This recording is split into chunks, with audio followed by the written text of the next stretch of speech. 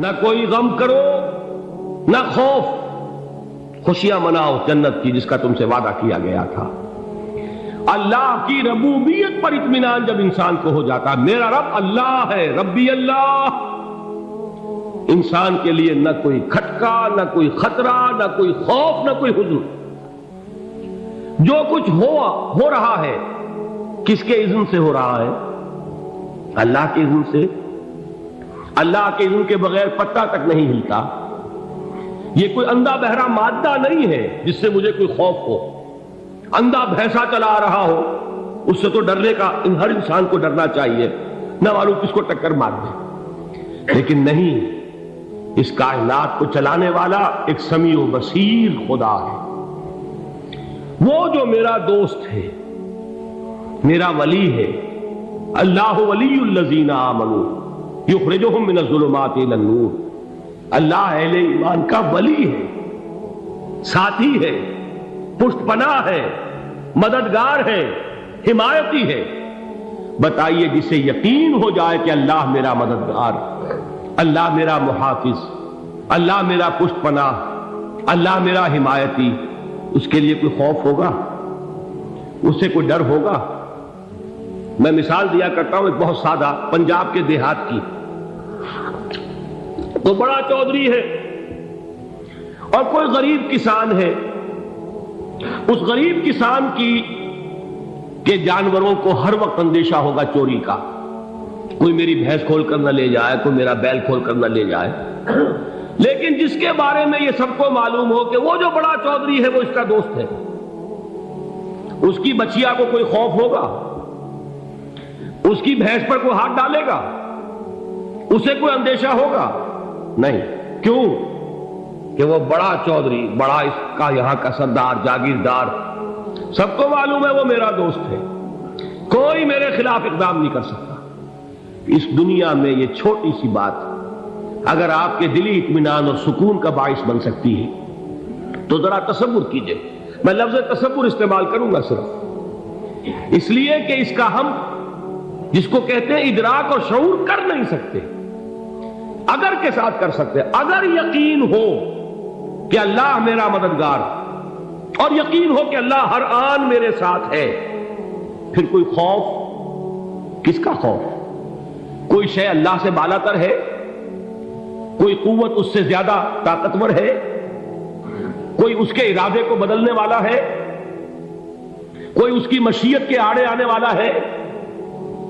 یہی بات ہے جو حضور نے فرمائی، یہ ایمان کا حاصل ہے لب لباب،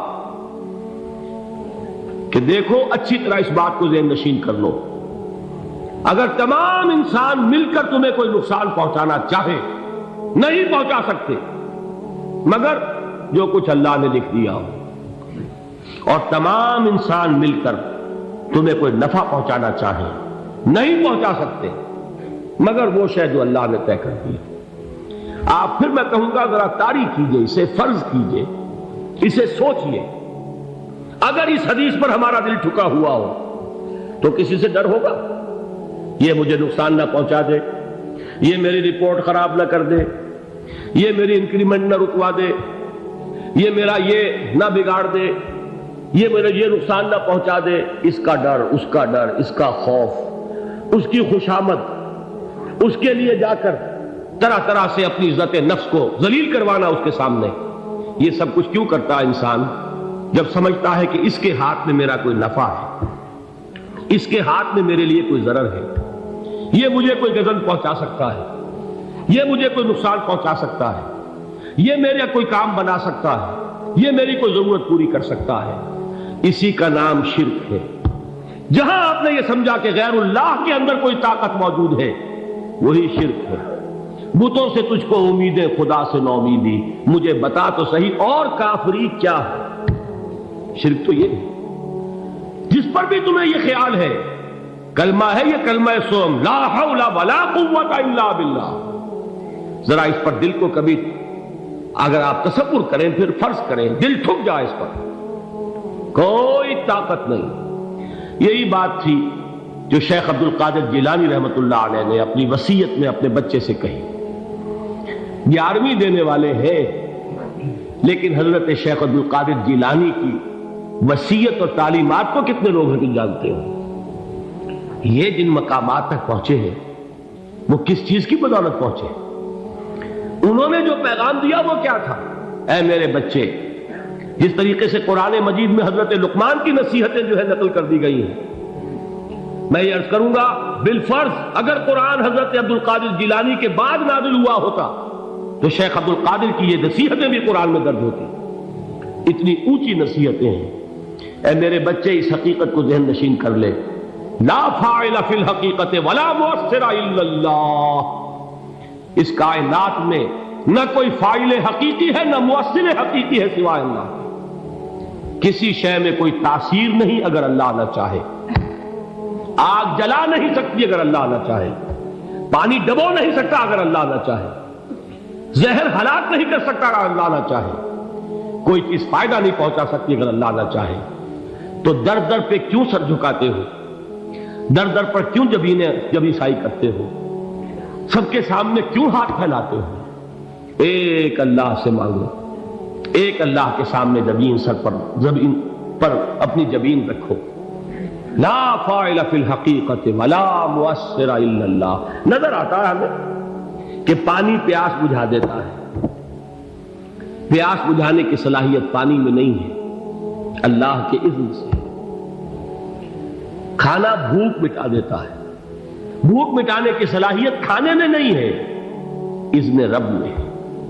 دیکھیے یہی یقین تھا حضرت موسیٰ علیہ السلام کا واقعہ یاد کیجئے۔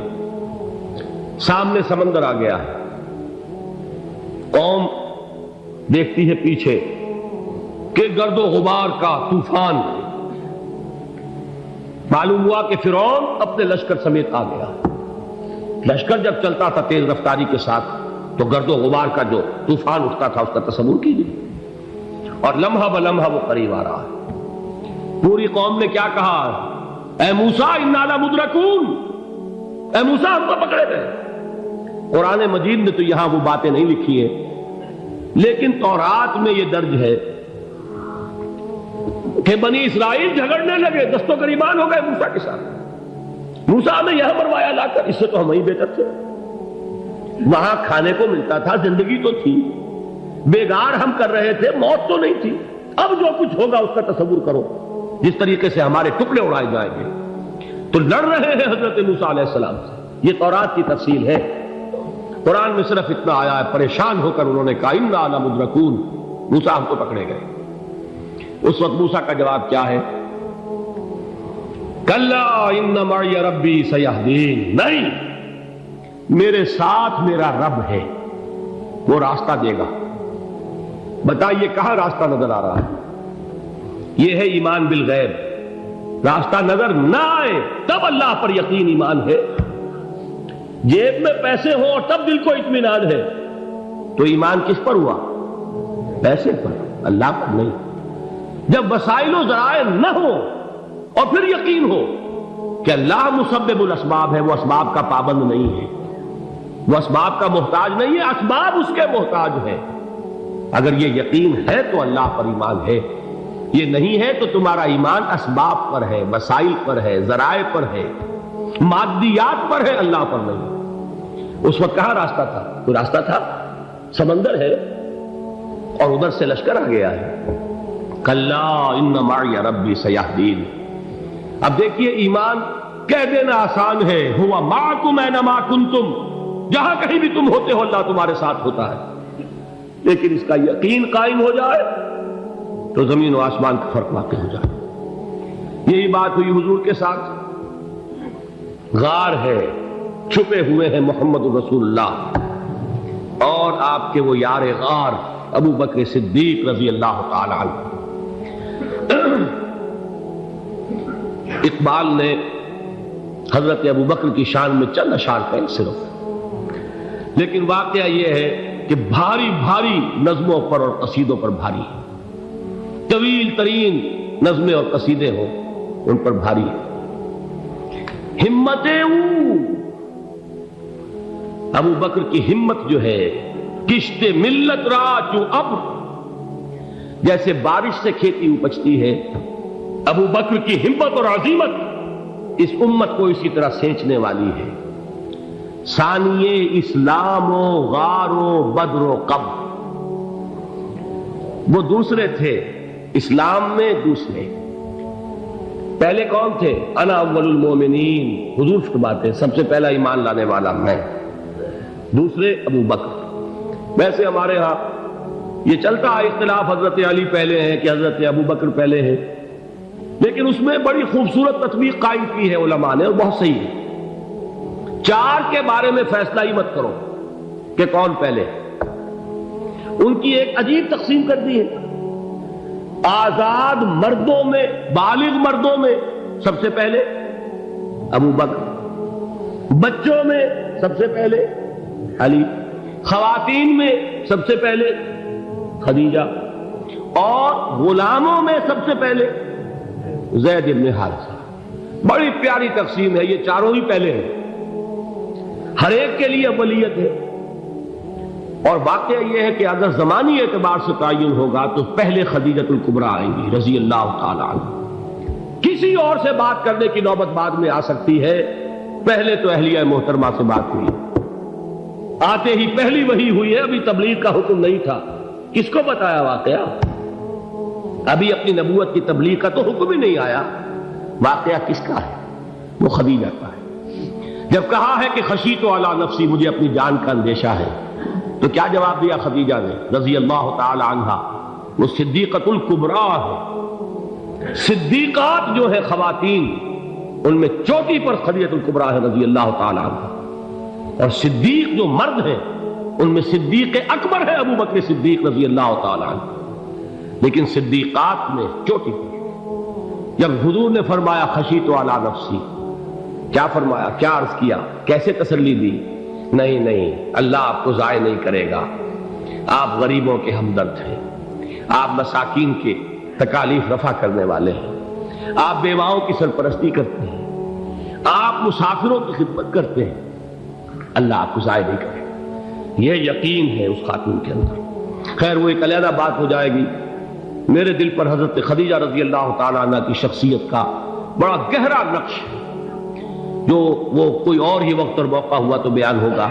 بہرحال اقبال نے ایک مصرے میں جو چار اولیتیں جمع کر دی ہیں، ہمتیں او کشت امت را چو ابر، ثانی اسلام و غار و بدر و قبر۔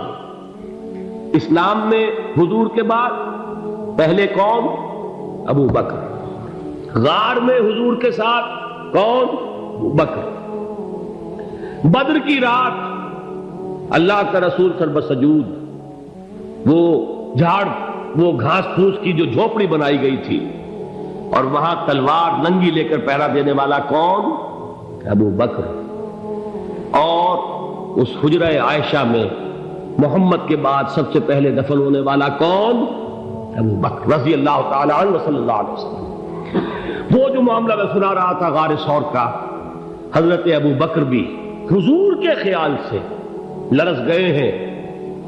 آپ کو یاد ہوگا کہ جا کر پہلے تمام جتنے سوراخ تھے انہیں بند کیا، ایک سوراخ رہ گیا تھا جس کو بند کرنے کے لیے کوئی کپڑا نہیں تھا، وہاں اپنی ایڑی رکھی ہے، تب کہا ہے حضور سے تشریف لائیے، اور اپنے زانو پر حضور کو لٹایا ہے، اور وہاں کسی موذی جانور نے کاٹا ہے، حضور کی آنکھ لگ گئی تھی، اس وقت اس بل کے اندر جو بھی بچھو ہے کیا ہے واللہ عالم، اس نے کاٹا ہے، اس کی تکلیف کی وجہ سے ابو بکر کی آنکھوں سے آنسو ٹپک گئے، حضور کے چہرے مبارک پر پڑے ہیں، تو حضور جاگے ہیں، معاملہ کیا ہے؟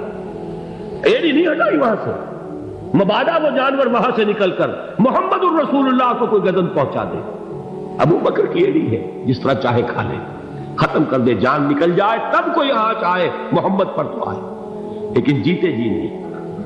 وہ ہے ابو بکر۔ حضور کے خیال سے اس وقت حضور نے پھر اپنا لعاب دہن لگایا ہے، اور اس سے پھر آپ کی تکلیف ختم ہوئی۔ جیسے خیبر میں حضرت علی کی آنکھ دکھ رہی تھی، اس کو جو شفا حاصل ہوئی ہے وہ بھی حضور کے لعاب دہن سے ہوئی۔ تو بہرحال اس وقت انہوں نے کہا ہے کہ اے نبی یا رسول اللہ، اگر اس وقت ان میں سے کسی نے غیر ارادی طور پر بھی اپنے قدموں کی طرف جھانک لیا تو پکڑے جائیں، کیا جواب تھا اللہ کے رسول کا؟ لا تحزن ان اللہ معنا، اللہ ہمارے ساتھ ہے، کیوں گھبراتے ہو ابو بکر؟ یہ ہے ایمان باللہ، میرا مالک اللہ، میرا رازق اللہ، میرا محافظ اللہ، میرا مددگار اللہ، میرا پشت پناہ اللہ، میرا دوست اللہ۔